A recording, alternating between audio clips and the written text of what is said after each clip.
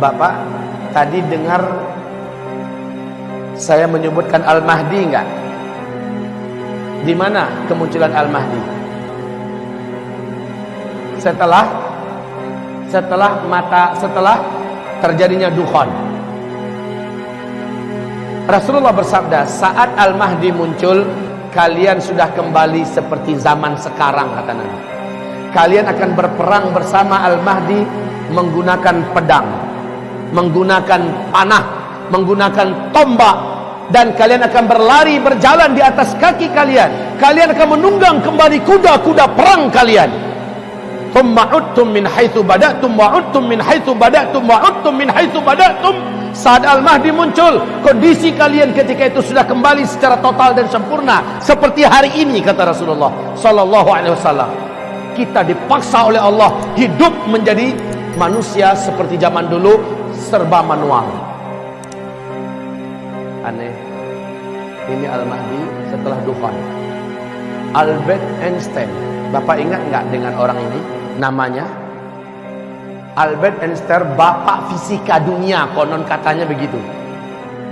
Beliau ditemui oleh lebih dari 2000 wartawan seluruh dunia, termasuk dari negara-negara maju yang sedang berlomba-lomba membangun industri-industri nuklir, pabrik-pabrik senjata modern dalam persiapan perang dunia ketiga. Wartawan ini mendesak Albert Einstein, Tuan Albert, apa pandangan engkau perang dunia ketiga nanti seperti apa? Mereka ingin dengar. Mula-mula Albert Einstein nggak mau jawab, Pak. Tapi karena dipaksa, akhirnya dia berkata, kalian nanti akan berperang dengan senjata manual pada perang dunia ketiga. Saya tidak tahu senjata seperti apa yang akan kalian gunakan, tetapi yang pasti tidak ada satupun nuklir yang kalian buat hari ini pada perang dunia ketiga masih bisa kalian pakai. Tidak ada satupun pesawat yang hari ini kalian buat pada perang dunia ketiga bisa kalian pakai. Kalian semua akan kembali kepada senjata manual. Lihat, Albert Einstein meyakinkan kepada 2000 wartawan lebih, perang dunia ketiga sudah dimulai nanti dengan senjata manual. Wajar Pak, di YouTube apa lihat apa kerjaan orang Eropa hari ini. Mereka mulai membuat senjata-senjata manual yang unik-unik dan aneh-aneh. Dan saya tidak heran kalau di Vatikan Roma, puluhan ribu para pemuda-pemuda Kristen dilatih penunggang kuda sekarang ini dan melemparkan panah di atas kuda. Mereka sudah menyiapkan ratusan ribu pedang-pedang dari besi-besi terbaik hari ini. Kenapa kaum muslimin? Mereka yakin perang ke depan menggunakan kembali pedang, tombak, panah dan sebagainya. Umat Islam apa yang dipersiapkan? Al-Mahdi akan muncul. Dan Rasulullah bersabda, beliau munculnya di Mekah. Al-Mahdi munculnya nanti di Mekah. Tepatnya seorang lelaki dari Madinah dikejar oleh 300 orang pasukan darat berjalan kaki dari Damaskus. Mereka digelari dengan pasukan Sufyani, sejumlah 300 orang.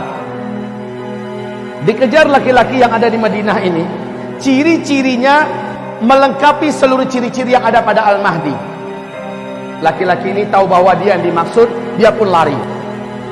Saat dia meninggalkan Madinah, melintasi Zulhulaifah, lalu lewat Al-Baida dan terus menuju Makkah. Mereka 300 orang yang mengejar sampai di Al-Baida. Al-Baida adalah perbatasan antara Makkah dengan Madinah. Ya, kota kecil ini Pak, masuklah 300 orang itu di situ. Allah jadikan gempa, kemudian terbelahlah tanah di Al-Baida. Satu kota itu, gedung-gedungnya, pasar-pasarnya tenggelam masuk ke dalam tanah, termasuk 300 orang yang ada mengejar tadi tenggelam seluruhnya kecuali hanya satu orang disisakan oleh Allah untuk memberikan kabar kepada orang-orang di belakangnya, kami tenggelam di Al-Baida. Maka penduduk Mekah tahu bahwa penduduk masyarakat yang ada di Al-Baida sudah tenggelam. 300 pasukan yang mengejar seorang lelaki yang lari ke Mekah juga sudah tenggelam di Al-Baida. Maka pahamlah penduduk Mekah, laki-laki yang dikejar itu menurut hadis itulah Al-Mahdi. Penduduk Mekah segera menyebar mencari mana laki-laki tersebut. Karena ciri-cirinya dijelaskan lengkap oleh Nabi, dengan sangat mudah lelaki ini akhirnya ditemukan. Ternyata laki-laki ini ditemukan sedang tawaf, Pak. Sedang tawaf, karena adabnya kalau masuk Mekah tawaf kudum dulu kan. Dia tawaf duluan. ketawa, walaupun nunduk-nundukkan muka, nggak kepengen ketahuan. Nah, kaum muslimin, ini Al-Mahdi malah menyembunyikan wajahnya. Tapi ditangkap oleh orang beriman. Kawan-kawan, ini dia lelakinya. Dipaksa untuk mau menerima baiat. Mula-mula dia tidak mau. Dia menolak. Dia minta waktu. Di malam harinya kata Rasulullah sallallahu alaihi wasallam, fa aslahahu Allahu fi lailatin. Allah pun mengislah keadaannya dalam satu malam. Al-Mahdi yang sebenarnya memang dialah Al-Mahdi tidak mau, sebenarnya dia tidak mau. Tapi Allah kuatkan hatinya dalam satu malam sehingga dia besoknya siap untuk dibaiat. Allah jadikan dia memiliki kemampuan kepemimpinan yang sebelumnya dia tidak punya. Aslahahu Allahu fi lailah. Allah berikan dia bekal-bekal kepemimpinan. Allah berikan bagaimana cara menyatukan dunia, bagaimana cara menaklukkan musuh-musuh, bagaimana cara bla bla bla diajarkan oleh Allah dalam satu malam. Perbaiki keadaannya sehingga besok dia siap untuk dibaiat. Di Mekah, tepat di antara rukun Hajar Aswad dengan Maqam Ibrahim, disitulah dia menerima baiat. Baik kaum muslimin, Rasulullah sallallahu alaihi wasallam meneruskan ada tanda-tanda alam menjelang kedatangan Al-Mahdi yang tidak bisa dikarang-karang, nggak bisa ditutup-tutupi. Tanda-tanda alam ini, yang pertama, Al-Mahdi akan muncul ketika Jazirah Arab dan negeri Arab sudah mulai dituruni salju. Salju turun di Arab. Sudah sejak 2009 salju mulai diansur-ansur Pak. 2012 sudah tebal, 2013 makin hebat, 2014 sudah mendekati Mekah. 2015 kemarin sahabat saya di Mekah kirim foto terbaru, video bukan foto lagi, video terbaru. Di Mekah sudah ada lembah yang sudah menggenang air, di pinggirnya sudah ada salju Pak. Syekh Saud Shuraim saat salju pertama mulai turun di Jazirah Arab, khususnya di Arab Saudi, dia berteriak sambil khutbah Jumat dan dia berkata, "Hadhihi ayatun min ayatillah."